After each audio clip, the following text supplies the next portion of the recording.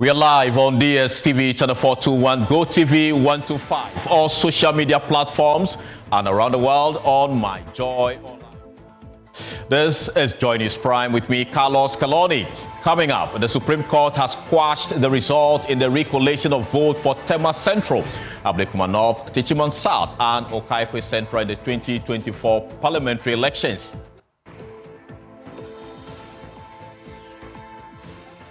Now, the National Democratic Congress says the Supreme Court ruling prevents the Electoral Commission from taking any further action on the pending Ablekuma North and Dome Kwabenya constituencies. See, the Supreme Court has quashed that thing they were going to do. So it's moot now. It's complete. It's a moot issue. They cannot call it for any meeting on that matter. And personnel of the Ghana National Fire Service attacked by residents of Krofom at fire destroys Trinity TV and church in Krofom. We're talking about a TV station, not on Facebook. It's a TV station and a church about. A lot of properties have been destroyed. We were preparing to outdoor a new studio on December 31. We have business. Has expressed concerns over low patronage this festive season.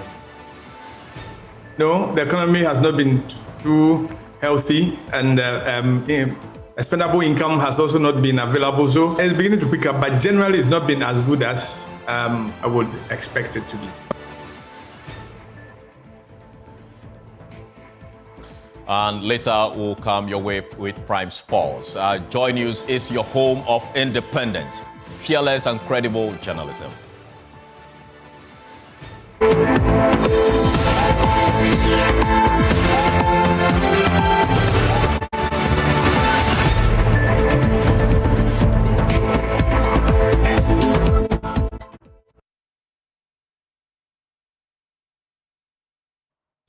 Let's head to the court because the High Court in Accra will reopen a case in which the New Patriotic Party is seeking to have the Electoral Commission recollect results of the just ended parliamentary level elections, which were declared in favor of 4 candidates of the National Democratic Congress. Now, the Electoral Commission was ordered by a mandamus order to proceed to recollect some outstanding parliamentary results, which turned out to favor the NPP candidate. However, a ruling by the Supreme Court today held that interest parties in the NDC were not properly heard, hence the decision to quash the earlier directive for recollection in Tema Central, Ablekuma North, Techiman South, Okaikwe Central. There's more in the following report. After a long tussle over the parliamentary election results in 9 outstanding constituencies, an Accra High Court's earlier ruling filed by the New Patriotic Party paved way for the Electoral Commission of Ghana to carry out what it described as recollation of results which were earlier declared in favor of the National Democratic Congress. However, holding on to their stance, the National Democratic Congress pursued the matter and scaled up their case to the Supreme Court in a certiorari application that aimed at quashing the decision of the High Court. I joined the on the docket. How can it be heard? No, I think their case is that the court gave you a hearing. Yeah, that's what I'm responding to. And I'm saying that we were not heard. After hours of arguing the case out in court, the Apex Court gave its final verdict, one that supports the position of the NDC and hereby quashing the earlier decision of the High Court for a mandamus order that called for recollation in 4 constituencies. We have decided to exercise our discretionary power to quash by certiorari, having regard to the peculiar circumstances of each ruling. Consequently, we hereby quash the orders of mandamus made for collation of results by the Electoral Commission in the following constituencies: 1. Okaikwe Central, 2. Ablekuma North, 3. Tema Central, and 4. Techiman South. Accordingly, the collation of results in the above constituencies by the Electoral Commission after 20th December 2024 on the orders of the court are hereby set aside. The time for filing is hereby abridged. Circumstance of time constraint on the national electoral calendar, we hereby abridge the time for the hearing of the mandamus applications in the High Court and direct the High Court to hear the applications for mandamus on Tuesday, 31st December 2024. It is expected that in the coming days, the Electoral Commission of Ghana will take steps to carry out the orders of the Supreme Court, which earlier paved way for the NPP candidates in those 4 constituencies to hold themselves out as MPs-elect for their respective constituencies. The true mandate of the people will still stand. We're grateful to the courts for heeding our requests. We're happy that our confidence in the law has, borne its fruits, and we're happy to go and continue. I think it's important that everybody understands that this is just the beginning of our work. And I think that this experience equips us to be able to represent all our people a lot better. And then I think it redeems the image to an extent of our courts and our judges. So it's all well and good. The court said it's a fundamental rule to be heard. So go back to the court and have your matter heard. So it's simplicity. We are going back on Tuesday. They will file their response. Okay, on why they think that there was collation or there was no collation. The court will hear the matter, make an order for EC to go and make collation and a declaration. Now, the National Democratic Congress has said that the Electoral Commission has no basis for proceeding to take a decision on the outstanding Ablekuma North and Dome Kwabenya constituencies. This comes at the back of the Supreme Court's decision to quash an earlier High Court order for recollection of 4 constituencies, including Ablekuma North. Before the Supreme Court ruling, the EC was expected to take a decision on the outstanding polling stations, delaying the recollection of the 2 constituencies. But reacting to the outcome of the court proceedings, Deputy Director of Elections for the NDC, Dr. Tanko-Computer, says the EC can no longer proceed on the matter of the 2 constituencies. This morning they sent us a notice that tomorrow we should come with pink sheets for Ablekuma North and then Dome Kwabenya, 3 pink sheets from Dome Kwabenya, and then that of Ablekuma North. But you see, the Supreme Court has quashed that thing they were going to do. So it's moot now. It's completely, it's a moot issue. They cannot call us for any meeting on that matter.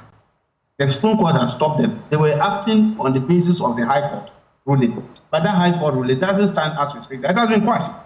So on what basis are they going to call us for pink sheets and others? Our people are validly elected until otherwise determined by maybe a High Court decision after they have been gazetted. They're only duty left for the EC to go and gazette them. Those who are affected can now go to High Court within 21 days after gazette to fight their case there, but not to stop them from being gazetted and sworn in Parliament. That's not their business.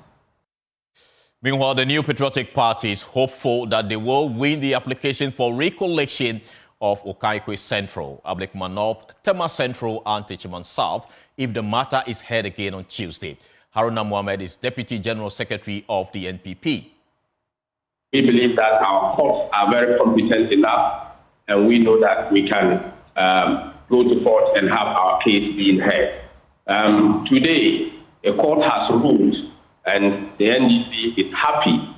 Tomorrow, when the same court is ruled again, they should be fair to the game and accept the pendulum that today it can be you, tomorrow it can be any other person else. And that is what we do understand. So, for Nsawam and the other constituency, I believe that the court was very explicit on this particular constituency. These are constituencies that we all have been saying that it's not all the constituencies that coalition was done. Some of them coalitions were not done. Notwithstanding the decision of the court, I believe that our lawyers will play a very great role in terms of the administration of justice. We will follow through to ensure that when the NDC is heard on the case of the mandamus, with a change of a judge, we will still prevail in the process. That is what we pray, and that is what we will argue our case in court on Tuesday, 31st December. Now, away from the court, let's take you to Parliament, because the leadership of parliamentary committees from the NPP caucus is appealing to the National Council of the New Patriotic Party, the NPP, to retain the current leadership of the majority caucus in the 9th Parliament. This appeal follows the NPP's defeat in the 2024 general elections, which will relegate the party to the minority group in the 9th Parliament. According to Kobena Mankwa Esiama, chairman of the Education Committee and MP for Fantiakwa North, the current leaders of the majority group should be retained to become the new minority leadership when the 9th Parliament is sworn in until the party secures victory in subsequent elections due to their vast experience in parliamentary proceedings. The leadership, the committee chairman and the vice persons of the 8th Parliament, and we've come to you this morning to tell you that it is the decision by chairman of the committees in Parliament to plead to the leadership of our party to maintain the leadership status quo in Parliament. Why do we say so? We say this because we are counting on experience and the nature of Parliament that the 9th Parliament is going to face now. Our numbers have dwindled, and for that matter, we need a front that is experienced to face the enormity of members in Parliament on the other side. And we have concluded that it will be beneficial to our caucus in Parliament and the party in general, and for the good of democracy in Ghana, to maintain what we have now. We say so again that they have experienced whatever has transpired in the previous government and in the previous Parliament. And we think that they are the right caliber of people to lead the onslaught this time around that, as I've said already, our numbers are down.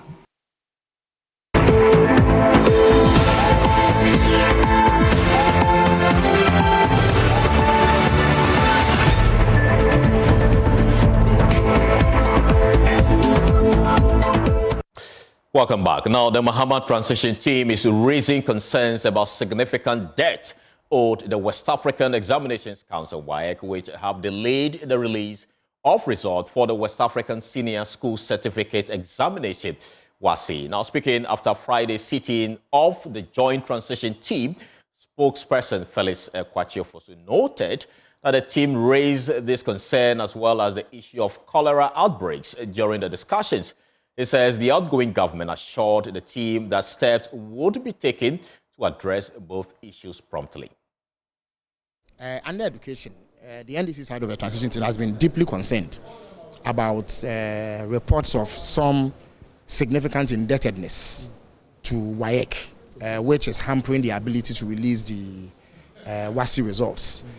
You may have heard, you are in the media, that the universities have also indicated that this delay is creating difficulties for them. And yesterday or so, I read somewhere that Kia University had indicated that they were going to have to reopen school without admitting fresh students whose admission would have to be based on their performance in the WASI exam. And if there's no results to indicate how they have performed, the universities will not be in a position to admit them.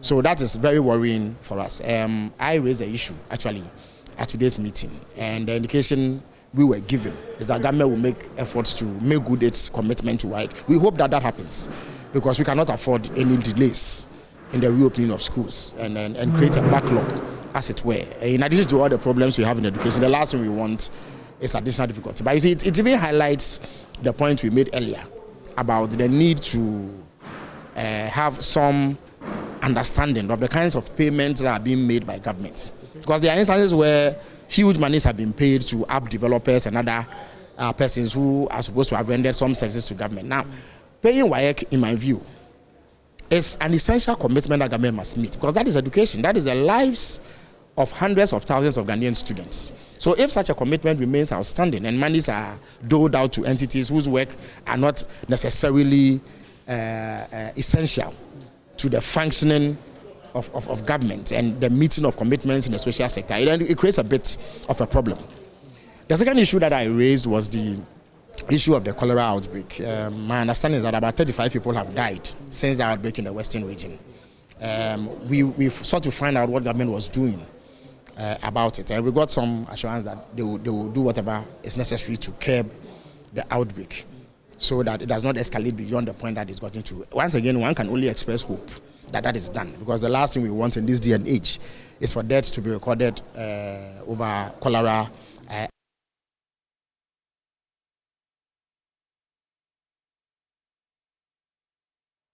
Now let's take you to the Ashanti region, because the Ghana National Fire Service in that region is cautioning residents against rampant attacks on fire officers and the attendants over delays in response time. Residents in Krofom, a suburb of Kumasi, reportedly attacked a fire tender when an inferno gutted a local television station, Trinity Television and Church. The firefighters were compelled to escape the physical attacks by the angry residents as the fire swept through properties worth millions of Ghana cedis. Now, Emmanuel Bright-Kweku report it took the intervention of the police officers to recall another fire tender to save the situation.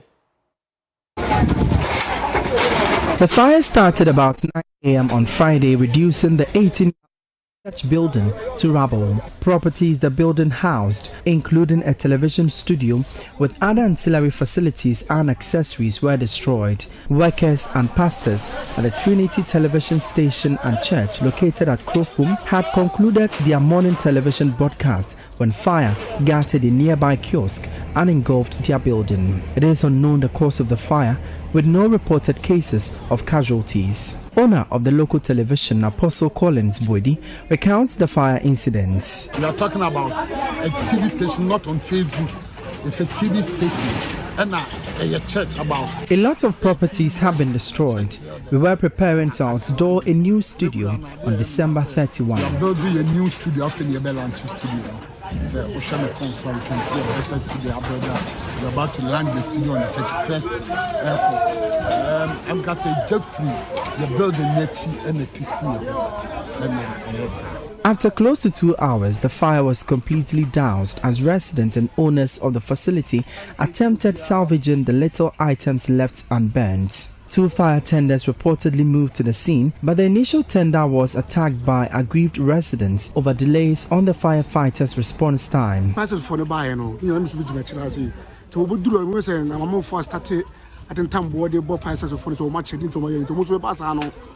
protecting her. Only she will be plano. Sebastian don't back.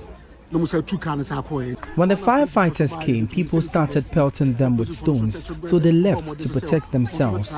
Then the police intervened. This is not the first time something like this has happened. The authorities must caution the people against that attitude. It is in campaign from Penwan because Matinti said, Fire from the so much said they be a damage from the Winsia, and I was a crew from Condebed into the Sermo, as I said, and then pay for I see form. The Ghana National Fire Service in Ashanti region is unhappy over the rampant attacks on firefighters in the region. ACFO2 Peter Tete is the Ashanti Regional Commander of the Fire Service. They need to understand that fire service is there for them, and therefore when you are in need and you call upon us, we come. Mostly what people don't understand is that they think fire service is closer to them, but fire service is not too close to them.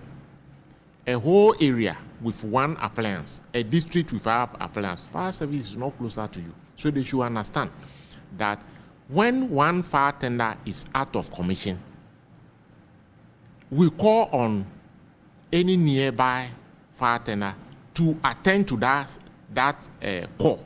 Meanwhile, firefighters are continuing investigation to ascertain the cause of the blaze. For JoyNews, my name is Emmanuel Bright-Kweku. Let's stay a bit more on fire, because the Ghana National Fire Service has revealed shocking statistics this Christmas season. Over 100 fire outbreaks in just 1 week. Most incidents are linked to domestic fires and bush burning. Public Relations Officer Lambussie Nate told Joy News that public disregard for fire safety is fueling this alarming surge. Fire outbreaks has been relative, we record highs and lows. So before Christmas was quite crazy. We recorded a bit of 100 fires right before Christmas. Wow. Yes, I think 44 fires on Friday, 38 fires on Saturday, and 33 fires on Sunday. Cumulatively, over 100 fires. And so this was just the 3 days, like the weekends before the Christmas. The leading regions were Accra, Eastern region, and Ashanti region. We know that people are traveling to go and visit their families in the villages, and sometimes people forget to put off their appliances at home, and these can also start fires. Also, the fact that whenever there's, people like to do light, come up with different decorations. Some even use candles. And these candles, if not placed right, can start fires. If these candles are placed near combustible materials, it can start fires.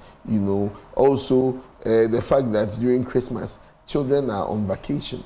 So when children are on vacation and are at home, we see a spike in fires because when it happens like that, kids, parents, especially parents who don't buy toys for their children, these children resort to use matches sometimes to play. And when they light the matches and they see the fire, they get fascinated. They just throw it anywhere, not knowing the risk of where they are throwing these matches to. Now, with a sharp rise in fire outbreaks this festive season, the Ghana National Fire Service is sounding the alarm. They are urging the public to stay vigilant, especially at home and around bushfire-prone areas, and to prioritize fire safety to curb the growing threat. Our education has reaped some. Fruits because, as it stands now, we have what we call fire out on arrival cases. That's the fire that when we're responding to fires, by the time we get there, the fire is already extinguished. We've recorded quite a number of out on arrival cases, which is a very good sign for us that people are learning and listening to what we are teaching them. Out on arrival means that by the time you arrive, the fire is gone out. Or maybe on our way there, they would even call that, we've been able to extinguish the fire. Okay. So there's no need to come. Okay. So we've seen an increase in the out on arrival cases, which means that truly our education on how people can handle fires when they start is reaping some fruits. But then we still have a long way to go with adherence from people taking their fire safety as important as they do with their security. Okay.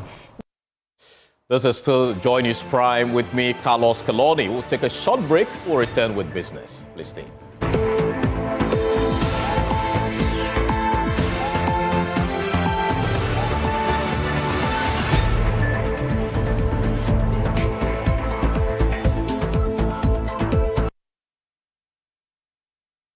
It's now time for business. My name is Winston Taki.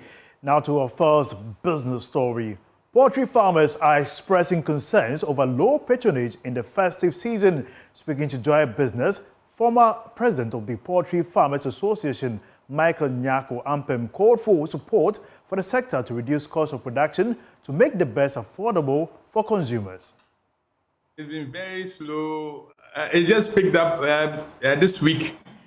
Because the economy has not been too healthy, and expendable income has also not been available. So I think now that people are beginning to get their monies being paid at the end of the month, they are beginning to come in to pick up a few birds here and there. So it's beginning to pick up, but generally it's not been as good as I would expect it to be. Last year, prices were ranging between 120 cities, in fact, 100 cities and 150 cities. This year is ranging between 160, 200, or 220. And it's also because of the increases in feed, and some people are also cashing on the festivities. But generally, that's the range. The thing that must be done, we've always said it, and I hope that it can be implemented this time around, is to have the value chain working. You have the hatcheries, you have the producers, you have the cold room, and then the marketers. One of the vital things that we must have now for us to do is to have the cold room as well as the abattoirs. If you have a good abattoir, you have a slaughter room, then the people produce and put there. It's not going to be an issue where people just produce as and when an occasion comes up. But once it is there and the price will come down, the maize, which is the back end, the maize and the soya, must also be worked on. If they work on it and the prices come down, obviously the cost of production will come down. And this will work for the nation, and importation will reduce. Moving on, the Chamber of Oil Marketing Companies will be seeking some clarification on why the use of marine gas oil, MGO, increased locally this year. This will help industry players ensure that the right taxes are paid on petroleum product use in the country. We did not see significant change in diesel and petrol. We saw about 15% increase in petrol and diesel for retailing. And we saw about 14% increase in premise and about 70% increase in MGO local, which for me is a very huge figure. Why 70% increase in MGO local? What was it used for? Who were the off-takers? So my end-of-year report will be ready today, tomorrow, and we'll be sharing a copy with MPA with questions, asking for engagement to understand some of these things. Gasoline to power plants had an increase of 2,982%, almost 3,000%. And because of the doom saw, is also because the first quarter issue with the Ghana gas supply from Nigeria, so they had to buy petroleum products for power plants, right? We all know that, so that's okay. Sell side had an increase of about 400%.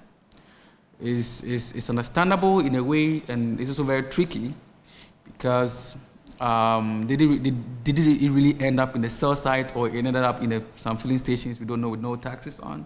So also we're going to ask questions to the regulator to give us details on that. That's all for business. My name is Winston Taki. Coming up next is sports.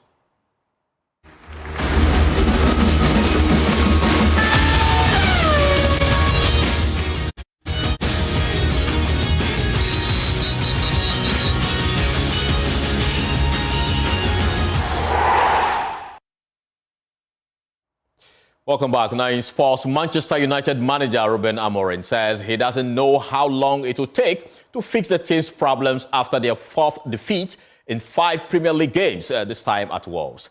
The Lords followed a tough Carabao Cup exit at Tottenham and a heavy defeat to Bournemouth at Old Trafford, making it the 3rd consecutive loss. Now, according to Amorim, his ideas will take some time.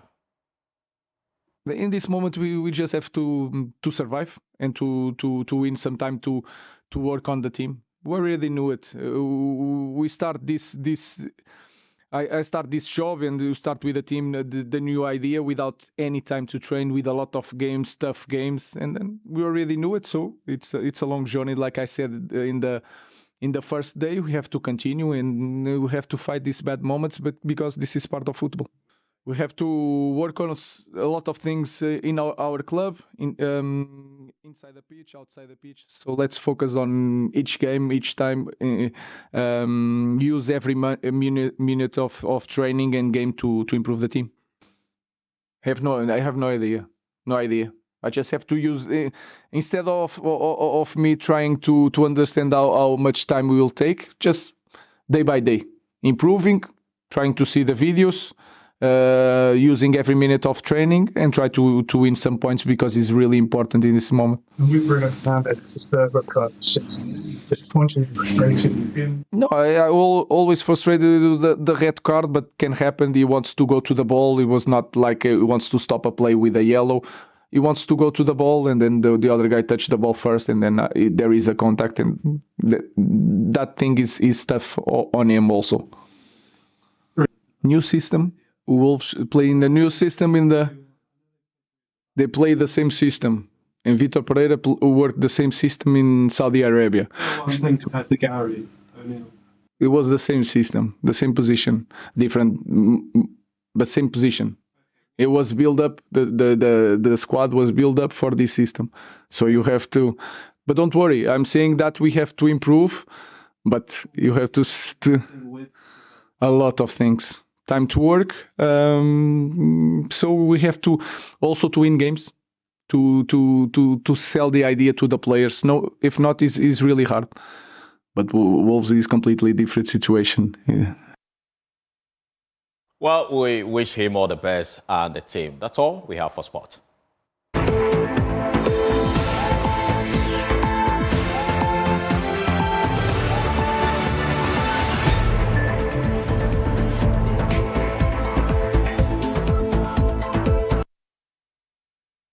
Now to some other story. The University for Professional Studies, Accra, as a new leader at its helm following the swearing-in of Professor John Kwaku-Mensah Mauto as Vice-Chancellor, despite an earlier court injunction seeking to halt the process.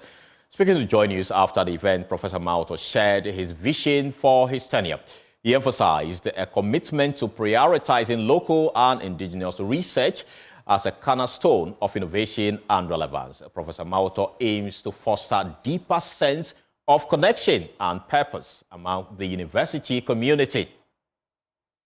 Responsible university is the one that teaches and also does research. And what we do here, we already do it, is to collaborate with corporate world, the government, conduct research for them. But the most innovative ones are what we want to do. And I think what we have to do as a university is to ensure that we have local case studies, which I mentioned in my presentation. We most often depend on foreign case studies. And what I intend doing is to ensure that we will have literature which is purely indigenous literature to help our industries, especially. That is what our industries need. Often than not, we try to shuffle the foreign case studies, which doesn't really resonate with our students. And one of the issues I really want to address has to do with the issue of creating and writing a lot of case studies, indigenous ones indeed, by leveraging on our existing companies, both striving and those that are not making it, as well as those that are collapsed. We need to get case studies that probably will hinge on what caused some wind-ups, as well as why they weren't able to survive the market. These are things that when you make available to the public and your students, it resonates with them as indigenous students.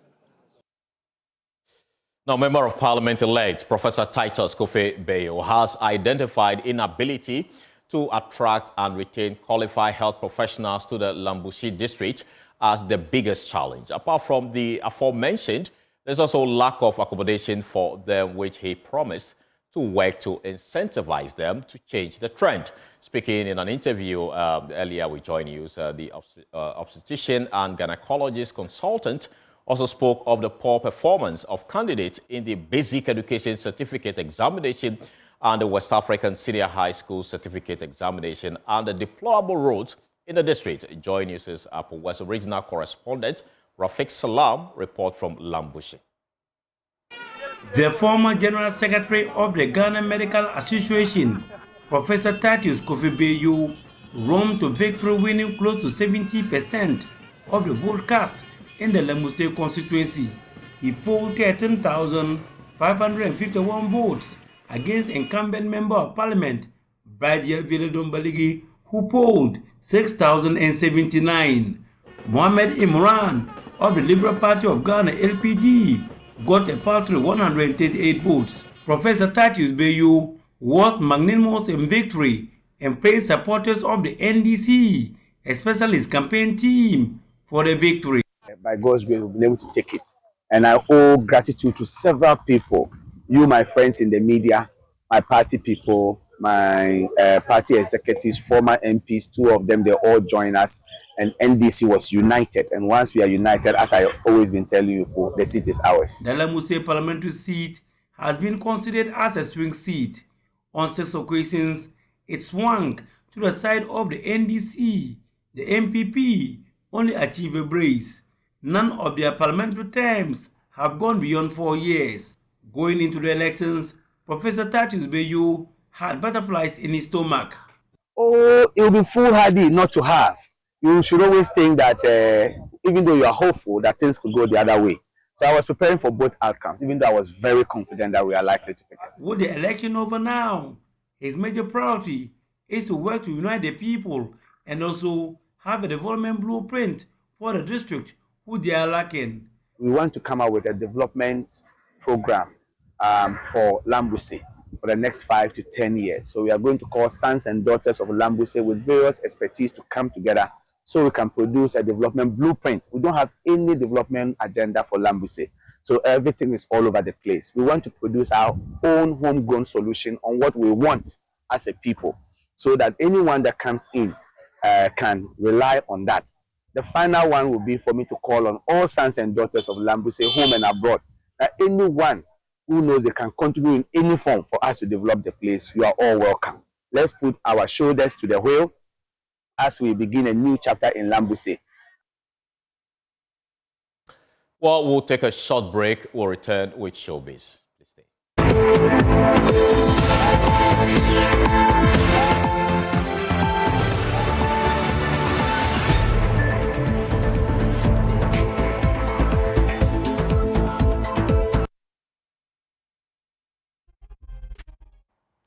Time for Showbiz. Becky Bex, you're here. It's our last day. You know, we're tired, but we love you. Sure. But, I mean, that's not why we're here. Let's talk about the year under review for some celebrities, some music stars here in Ghana. They've been sharing, you know, their 2024 and plans for 2025 with us here on JoyNews. I think 2024 has been one of my best years. I released one of the biggest songs in the year, I Will Use Of, which has taken me from February till now. It's like it's a new song to me, because when the masses, the way they respond, you know, and you know, I have had a lot of shows this year. Still having, you know, so I think it's been a great year. We're just hoping for a better year next year. 2025, I'm looking to release more music, do more shows out here in Ghana, because, you know, it's been a while. Yeah, I'm looking to hit new strides and drop more music. Yeah, hit new strides, basically. Your second home. What do you think? Well, maybe release another album? Okay. If you say so, you know, definitely I've been working, and yeah, we'll get to know soon. Oh, for this year I didn't release any song. I was just in the studio cooking. So hopefully next year I'll drop a few songs. So everybody should watch out. All Donzi music lovers should just watch out for me. I'm coming out with some beautiful songs. You'll love it. For me, I think in the beginning of the year, I was expecting myself to be like 100%, you know, great. But now I'm going to rate myself like on a 40%, because next year is going to be a gold year.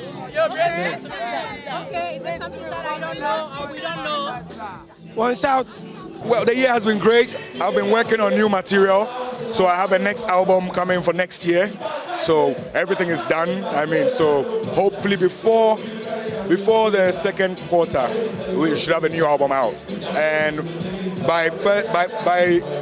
before February, you should have a first single out. It's been very hectic. We've been traveling a lot, up and down London, America, you know, as always, trying to move, you know, the music worldwide. And we just hope to do more of that next year and be able to complete, or I think we start working on the album, which will probably take me a year. So we will drop an album in the next 2 years, but we will drop enough singles in the year, this year, the coming year, so that there's singles, and then there's an album. Because we've already prepared the singles, so we will have a lot of singles this year for everybody, okay? We're still moving, and all we pray for is good. So next year, let's watch out for what God has in store for us. Yeah. It's been very good. It's been very good. I went to a lot of places outside, and I did a lot of performances. I played a lot of shows. I mean, it has been very good. God has been so good to me. The fans and the kind of love they show Kofi Kinata. I mean, from Otumfo to, you know what I'm saying, it's been a very good year. So I think this is I wouldn't say.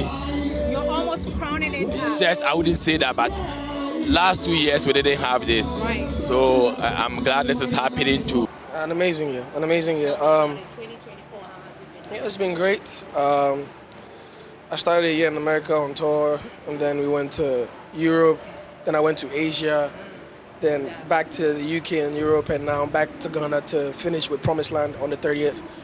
So, bro, like, I dropped my album that has done amazingly well, had like several hit songs on there, you know, album charted #1. I can only be thankful. I just dropped the deluxe for the album as well, which is doing amazingly well. So yeah, I just want to say thank you guys, Ghanaians in Ghana and all over the world, and even if you're not Ghanaian, for your love and support for King Promise. I had an amazing year. I hope and I pray you had too.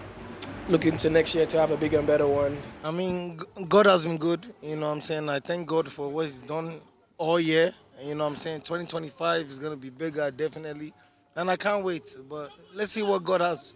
You know what I'm saying? You know, I thank you guys at Joy for supporting me, you know what I'm saying? But yeah, it's going to be a crazy year. Becky, in 2025, a lot of things are going to be happening. And in 2024, a lot of things happen. For me, like I say, my wife can tell you, I see the world differently. I don't see New Year's. I see every day. I see life in continuity.